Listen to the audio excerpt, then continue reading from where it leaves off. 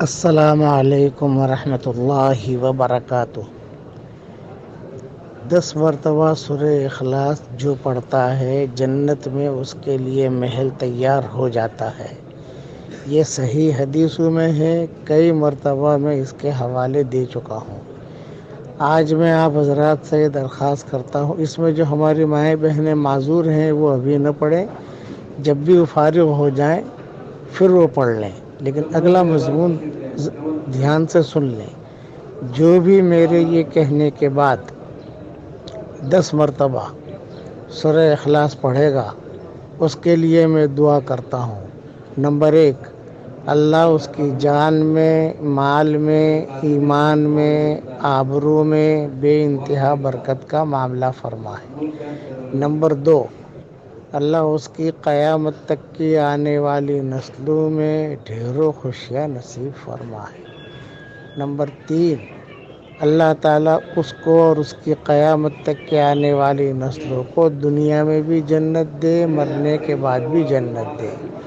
Number 4، جو میرے کہنے کے بعد پڑھے گا اس کو تو میں دعا کرتا ہوں کہ حضرت محمد صلی اللہ علیہ وسلم کے پڑوس میں جنت میں اللہ تعالیٰ اسے جگہ نصیب فرمائے۔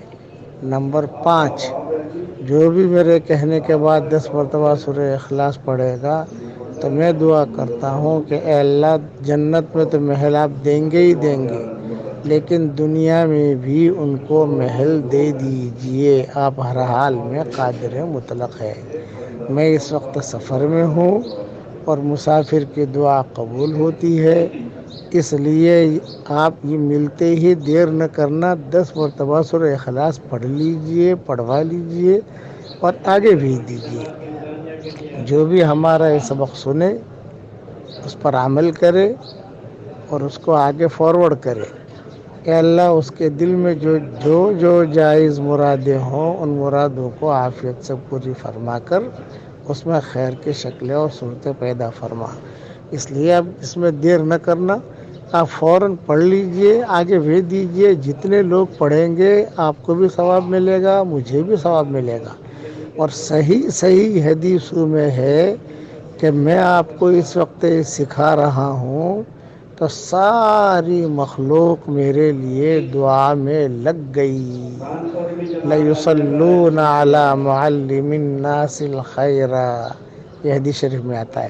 آپ دوسروں کو سکھاؤ گے تو ساری مخلوق آپ کے لیے دعا میں لگ جائے گی انشاءاللہ، اور پھر اللہ ہمارے ساتھ ہو جائے گا، پھر اللہ خوش ہو جائے گا۔ کتنی بڑی چیزیں ہیں، اس لیے اب اس میں سستی نہ کرنا، بعد میں کروں گا، بعد میں کروں گا، بعد میں کروں گی تو آدمی رہ جاتا ہے، بھول جاتا ہے آدمی۔